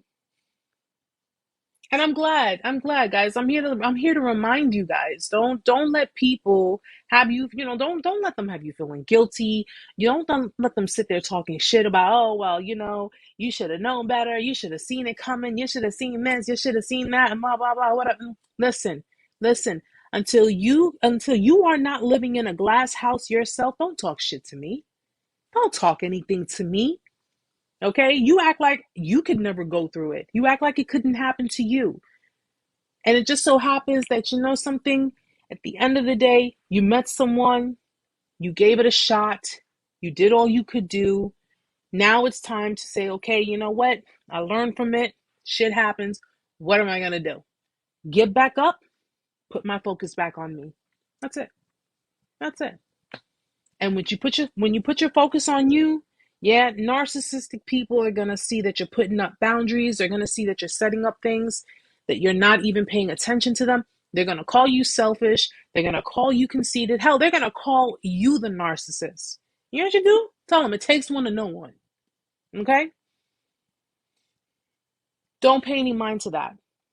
Anything negative feedback, negative comments, negative people calling, texting, whatever, block, delete, change the number, do everything that you have to do to let other people know that this shit may have knocked me down, but it did not keep me down. Get back up, get running, and do what you got to do. You can do this. Trust me, I believe in you. I thought, listen, and this is coming from someone who suffered. I suffered over 3 decades of codependency.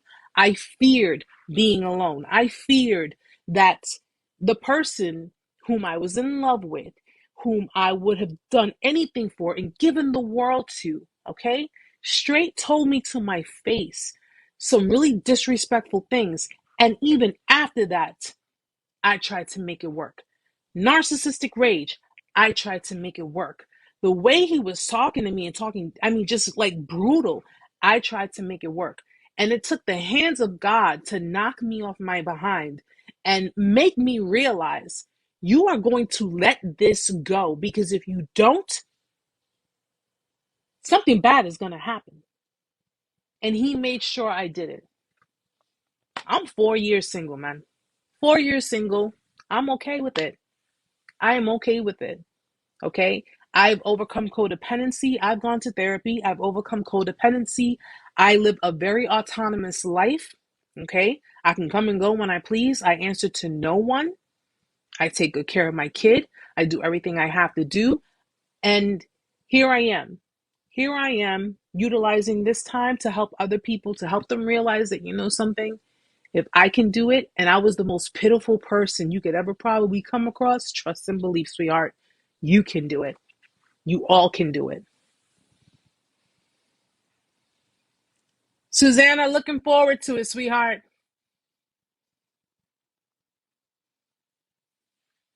Absolutely. You guys got this. You guys got this. And if you need a reminder, hit me up. I'll give you the reminder. I'll be more than glad to give you the reminder. Okay? You guys deserve it. You guys been through enough. It's time you be happy. It's time you be happy. It's time that you enjoy life, even if it's not with somebody, even if it's by yourself. Travel the world, man. You know what I would do to travel the world? I'm a little too nervous about flying, so I'm not going to do that right now. But do what makes you happy. Do what makes you feel good. Okay? These mofos are going to be who they are. They're going to be who they are. Okay? Whether you go from here all the way to China, you stay out there for a month, you come back, that motherfucker's still going to be the same person. Don't even matter. But you got a trip to China for a month. Enjoy it, mama. Enjoy it. You deserve it.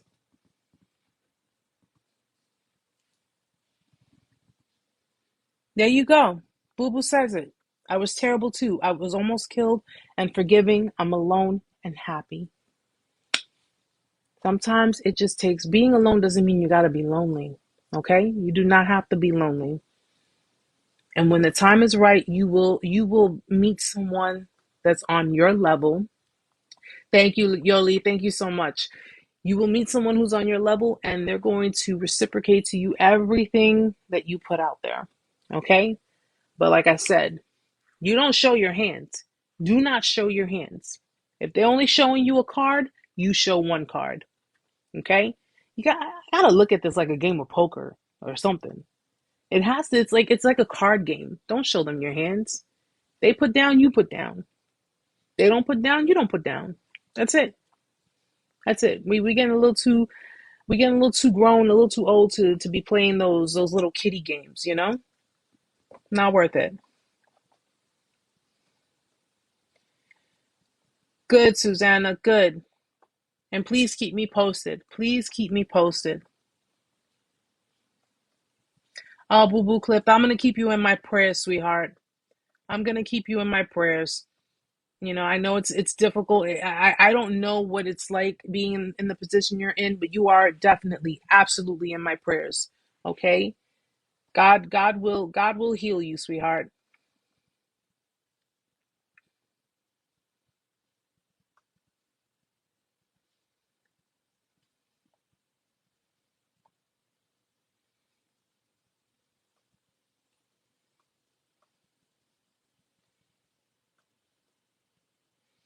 Um, let me just make sure. Let me make sure I didn't forget anybody. Do Q Q2? Do you co-parent with this person? No. No, this ex, my recent, if you want to call it recent, it was about 4 years ago. No, we don't have children together. We don't have children. I mean, the my my son's father and I, we have a totally we have a past too. We do have a past, and it wasn't a very colorful one. It wasn't a great one, but he and I have grown. We have grown to become two people who have worked to be cordial with one another, and do everything for the sake of our son. So we have a very, very cordial relationship. We have a very good understanding of each other's boundaries and of each other's, you know and even so, at the end of the day, my ex of the recent one, almost 4 years ago, he's not the first narcissistic person. And I say narcissistic because I'm not a professional to diagnose him as NPD. Okay, he could his tendencies, his behaviors, his demeanors, and just different signs and everything pointed towards narcissism. Could it be something else? It's a possibility. It's a possibility. That's why I do research on all the other personality disorders, because I don't know. But it definitely veered towards narcissistic nature, extremely narcissistic nature. Um, he's not the only person that had, in my life, that I had a relationship with or a connection with, whether non-romantic or romantic, that has, shown these behaviors, conveyed these actions. There were other people in my life. They just didn't have as a profound effect on me as this one did, because this one that I was in actuality, made me realize that all the other relationships that I had was just pretty much based on attachment. It wasn't based on love. It wasn't based on me being completely and utterly in love with people. You know how you enter a relationship with someone, and you could tell that you are really in love with the person. That showed me that all my other relationships were merely attachment based relationships. It wasn't real love. This relationship, I was in love with this person. I thought that me and this person were going to, be together. We were going to move in. We were going to have, get married, everything. And I had not realized that coming towards the end, which is usually around the discard period, and around the discard period is where things start to change. They're getting, they're becoming more distant. They're getting colder and colder as time goes by. They're not, they're less emotional. They're less affectionate. It's pretty much the mask slipping. And I hadn't come to terms or come to understand or realize that coming towards the end, it was more attachment than it was ever love. You got to remember, guys, that when you are dealing with someone who is, who has become emotionally manipulative, who has become verbally, abusive, verbally hurtful, who has become psychologically manipulative, you're dealing with someone like this. And in some way, subconsciously, your gut is telling you this, but you're not listening to it because you're too busy focused on the attachment that you have with this person. Somewhere along those lines, guys, the love that you felt for that person was pretty much blurred out, and it became nothing but attachment between you and that person. You just had attachment. That's all you had. Okay? And people tend to misconstrue attachment with love and vice versa.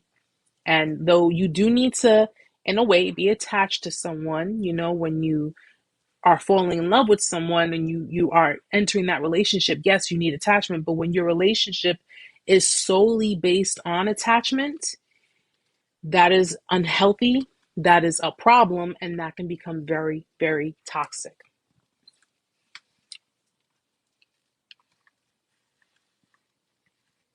Yes, Dopamine Dream says the key is to heal and explore one's own childhood trauma, so this won't happen again. Develop strong boundaries. Boundaries repel narcs. Absolutely. Absolutely. I set up my boundaries. Man, when I walk down the street, I have a hard time seeing. That's how high my boundaries are. I don't play that. I just don't. I don't play with it anymore. Not with my boundaries.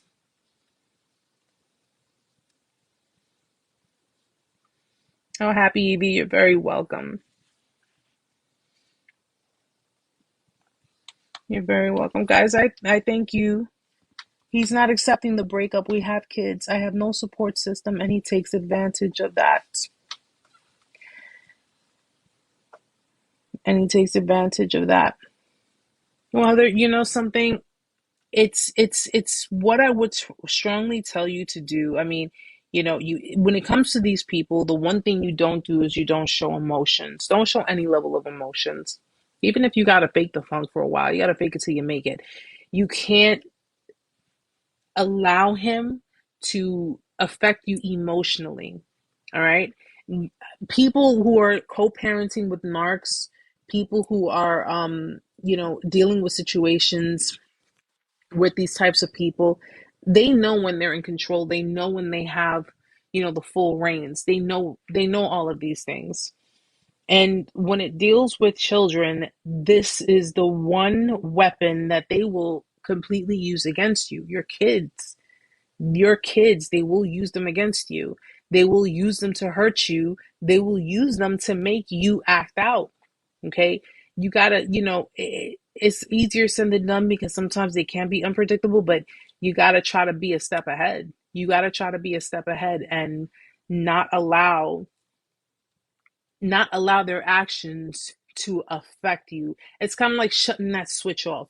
You gotta turn off the empathy and just kind of put on the apathy, and where you're just being logical. You're gonna be logical, completely up here. There's nothing down here unless it's for your kids. Be completely up here. All right. It's the only way you're going to really be able to get through without losing your mind, without actually, because they want you to be emotional. They want you to be reactive. They want you to come at them with full force. And the reason they do that is because they're setting that up. They set these things up. Okay? Don't let them. Do not let him. All right. If everything, I don't know the situation as far as the children is concerned, like, if you have shared custody or what have you, but you have to really, really just keep it indifferent. Keep it indifferent. Okay.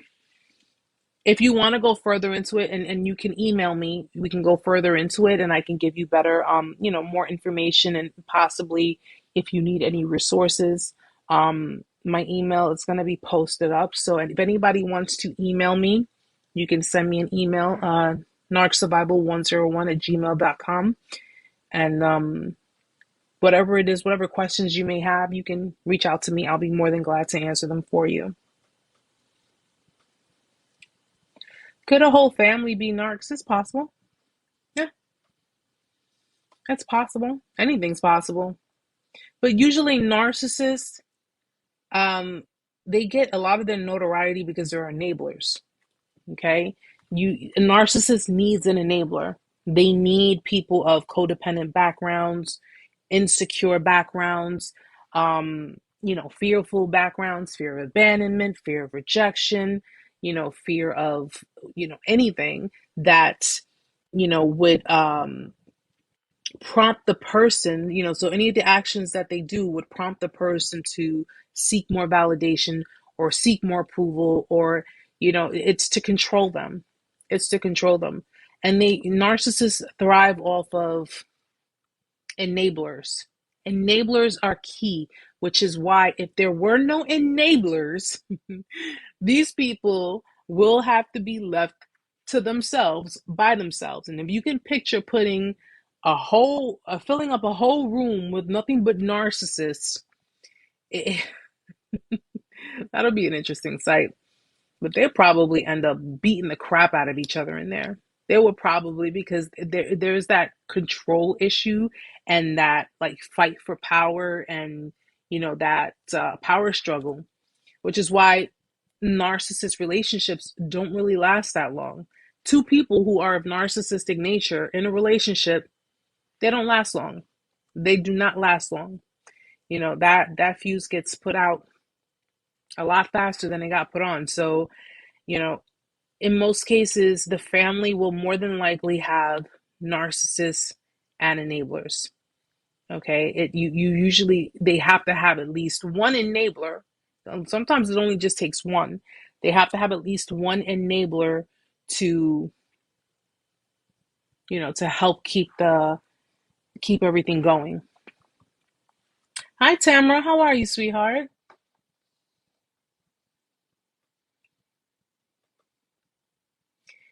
Yes, the flying monkeys, which are the people who, flying monkeys are the people who they can manipulate and, really use them as their weapons towards other people, towards their targets. So more than likely you got enablers, some of them can be enablers, can be flying monkeys too, guys. They can be flying monkeys too. Other narcissists could be flying monkeys. It's pretty much anybody who is willing to do the dirty work of the person, for the person who is, who has an intended target. So if you have family members who are narcissists, it's, it's, if you can avoid them, I'd say avoid them. I just say avoid them. Walk away. Keep everybody at a distance. Just keep everybody at a distance. Don't put yourself in the position to be stressed out. Keep them all at a distance, and everybody's still alive. All right, cool. Go right back into your show. That's the best way I can say, the best advice I can give on that. A flying monkey is a blind supporter. Okay, they're the people who are usually friends of the narcissist, are usually people who, who have been on the narcissist side, although they can recruit flying monkeys from your, sorry about that, guys. They can recruit flying monkeys from your side. They can, put your friends on their bandwagon, your family. It could be anyone. But these are people who are basically utilized by the narcissist to carry out their dirty work. If they are running a smear campaign on you, They utilize these people to help them get the smear campaign going, to get it spread out there. If they are, looking to attack you in a way where it's like, verbally, emotionally, psychologically, physically, financially, they will have people on their bandwagon. Oh God, I think it's that time for me, on their bandwagon to pretty much go against you and to make you feel like you are alone. You have no one to help you. You have no one to give you the support that you need. They're all on. Think of Wizard of Oz, flying monkeys with the witch. That's exactly what they are. They carry out the dirty work.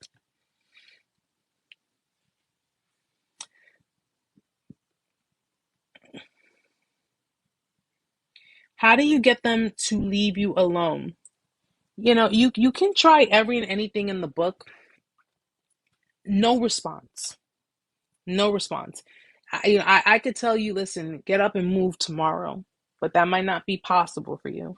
I can tell you to block them on all of your social media, which is one way to start. Change your phone number. Okay, change your phone number. You know, they can't reach you if you don't let them. That's just the thing. There has to be cooperation on at least one side for this to work. They cannot reach you if you don't let them. They cannot touch you, they can't do anything if you don't allow them to do it. Your social media needs to be private, or if you gotta go MIA, go MIA. Take your social media off for a while, deactivate it for a while. Change your phone number. If you can do it, change your phone number. Okay? People have come to me and said, why should I change my phone number? It's da da da da blah blah blah. You're serious about it? You're serious about this person never contacting you again? Change your phone number. Okay. It takes a click of a button to call your service provider and change your number. Okay. What if you have children together? You know what I've learned since they like to use these apps? I would personally say use one of those texting apps. Use one of those texting apps. Those texting apps are for free, right? You can make phone calls on them. You can do text messages on them. Okay? How old are the children? All right? Because people tend to think, and the reason I ask that is because if your children are of age, meaning 18 years or older, there is no reason why you even have to talk to the other parent. Your child is old enough to do what they need to do. If you're all right, so your child is 12. Your child is 12. Does your child have a cell phone? Yeah, I know a lot of 12-year-olds. I don't even remember being 12 years old and having a cell phone when I was that age, but I know a lot of, kids have other electronics and things like that. There is, if you need to, hold on. Oh, your child does have a cell phone. Okay. Your child has a cell phone. So that means that when your child is with you, right? They don't even have to call your phone. They can call your child's phone. When your child is with them, you don't even have to call their phone. You can call your child's phone. But I would tell you that when it boils down to their other parents, give them one of those texting numbers. Give them one of those texting numbers. Because in this case, if they want to act stupid, or if they want to act up, or they want to get belligerent or get retarded, or whatever the case may be, they want to act like they're, their true nature. You know what you do? If you got an iPhone, delete the app off the home screen. Okay? You got to take things back into your own control. That's what you have to do. Take things back into your own control. Do not let these people dictate your life or tell you what to do. Okay? So now, oh, you want to yell? You want to scream? You want to curse? No problem. App deleted. That's it. That is it. And if they call your child's phone, right? If they're the type of co-parent that spends all this time, feeding your child nonsense about you or whatever, if they're so pissed off, they're going to show themselves on your child's cell phone. Your child is going to witness them being who they are. If not, you shouldn't have been texting my phone the way you were texting. Okay? And tell them, you got a fair warning.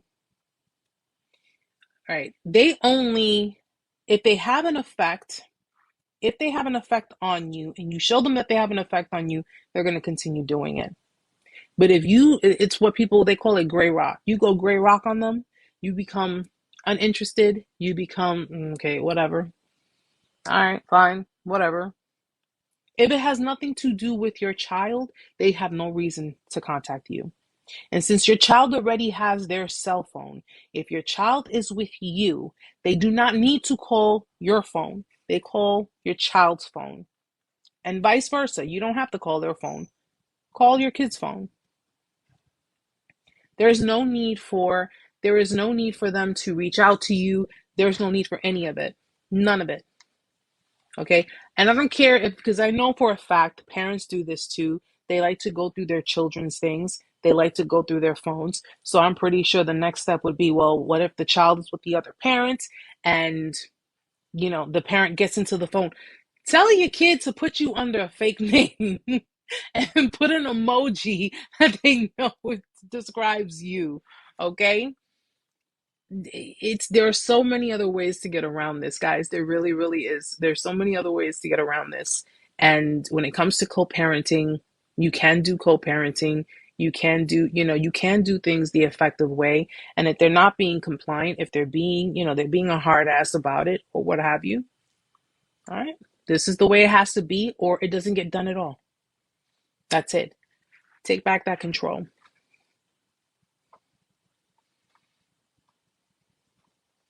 Yes, Libra Moon says, I had to learn how to play his game. Yep. You have to, the best way to beat them is to join them. And I'm not saying, become like them. I'm saying if this is the game that they want to play, all right, now you have to give them a dose of their own medicine. Either you're going to sit down and relax and stop with the bullshit, or this is how it's going to be. That's it. That is it. You don't give them options and that, oh, well, listen, if you could do this, then maybe I could. No, you don't give them options. Do not give them any options. You tell them what it is. You tell them exactly how it's going to be. And if they have a problem with that, I don't know if you guys are going through the court system. If they have a problem with that, then I'll see you in court. That's it. That is it. There is no, I'll compromise. There is no, oh, okay, fine. If I do this and you do that. No, there's none of that. There's none of that. This is the way it's going to be. This is the way it needs to be. If you do not like it, you don't have to see the kid. You don't have to come around and pick them up. You don't have to do any of these things. You don't have to do any of these things. Because in the end, to spite you, because narcissists are the kind of people, they will cut off their nose to spite their face. Okay? They will cut off their noses to spite their face. And in the end, they are so selfish that they will try to make the children pay for it because they're trying to hurt the other parent. And I'm not saying that, listen, keep your child away from them, but not for nothing. Not for nothing. Okay? I wouldn't want my child around someone who doesn't know how to be an adult. I would not want my child sitting there and being in the company of someone who finds that manipulation and control and guilt and all that stuff is a way to go. No. Trust me. Because in the end, your child's going to see their true colors and they're going to see exactly what that other parent is doing.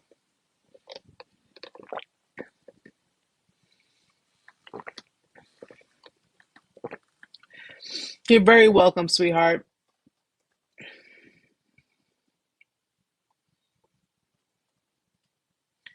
How to deal when they twist words to their desire. When I always say when there are children involved, please, please, please keep record of communication. If you're dealing with people like this, text messages, emails, And hell, if they gotta call you and leave voice messages, let them call you and leave voice messages. It's very hard to prove things when things. I mean, I would not say, because I don't like to give that kind of advice as far as recording them is concerned. I don't know what state you guys live in, so I don't know. But at the end of the day, if you feel it necessary, record the conversations. If you're doing this to protect yourself, record the conversations. Okay, because you have to do whatever is necessary to ensure that your children are protected and to ensure that your rights are protected if ever you have to go to court because of this. Okay? Definitely record everything. Keep record of everything. Don't delete text messages, don't delete emails, don't delete any of that. Keep records of every single thing. This is me. Yes, that is true. You give them an inch, they take a mile.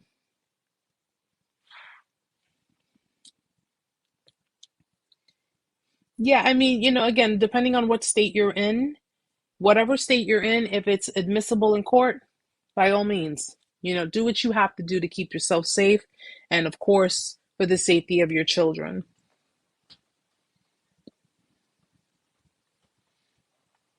Oh, yeah. I'm gonna call you Retlaw. I don't know how to say the whole name. Yeah, that you've been through enough. So try to keep everything as easy and as smooth as possible on your end. Don't even allow the person to even remotely get you excited or get you out of character. But guys, oh, it's about that time. Old lady over here is getting kind of. I'm winding down. I gotta be up early for work tomorrow.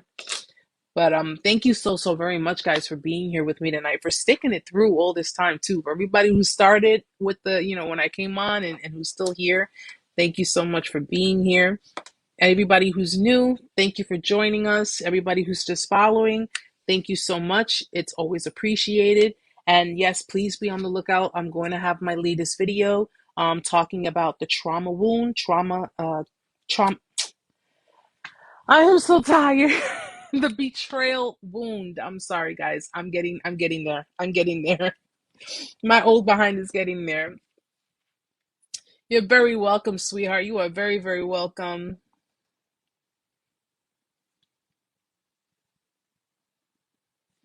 Cowgirl from Texas. Hello, beautiful. I left the narcissist last Friday. He makes me feel terrible. Sweetheart, you know what I want you to do? Send me an email, okay? Send me an email so I have your information, and I will email you because I tell you, I know what it is. I know what it feels like. I know what you're going through, and I'm gonna tell you right now. I'm gonna tell you right now. What do I always say, Amanda? There's 7 billion people on the planet. 3.5 billion of them got between their legs. You trust and believe. They come a dime a dozen. Okay? They come a dime a dozen.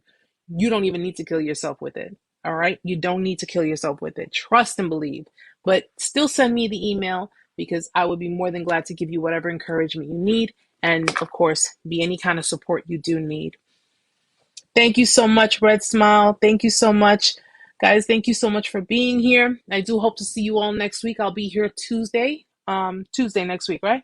I'll be here Tuesday. Do not forget, please, please, please don't forget, mark your calendars. June 1st, Narcissistic Abuse Awareness Day. I will be going live on that day. I will be wearing something purple for you guys. And again, if you have anything purple to wear for that day, just please, please, please wear it. It's, representation of narcissistic abuse, domestic abuse, just giving the voices to those voiceless and for those who are still struggling, who are still trying to get through it. All right, guys, I will be here on that day. If you need me, please email me, narcsurvival101@gmail.com. You can also catch me on Instagram, which my link is in the bio. Also on YouTube, my link is also in the bio. I will be on YouTube Live on Friday. If you're interested in joining us on Friday, please pass by, say hello, shout yourself out. I'll be more than glad to see you there. All right. What else? I think that's it so far. Oh, I'm so sorry, guys. I've just been so tired.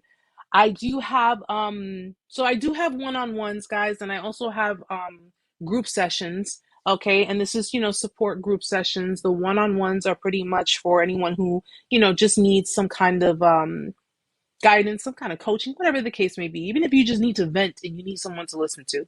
If you're interested in them, please send me an email. I will send you the calendar for the month of May. All right, the sessions are for an hour and they are for free. I'm not charging for them. Okay, I'm not charging for them.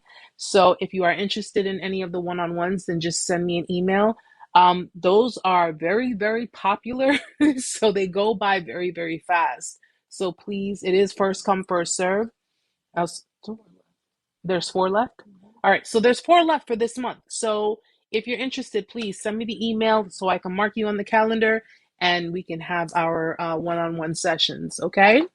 And of course, the group sessions also amazing people. You have a lot of great people who join. No judgment zone, just here for support. All right, guys. So if you're interested, please send me the email. All right, guys, thank you so very much again for being here, for the love and support. You are all so appreciated. I hope you have a beautiful remainder of your night. I hope you have a wonderful remainder of your week. Be on the lookout for the video coming soon. Hopefully, I'll have it done before the end of the week. And if you need me, guys, you know where to find me. All right, guys. So love, peace, God's blessings, protection, all that good stuff. You know that, good vibes only. And I hope to see you all here next week on Tuesday.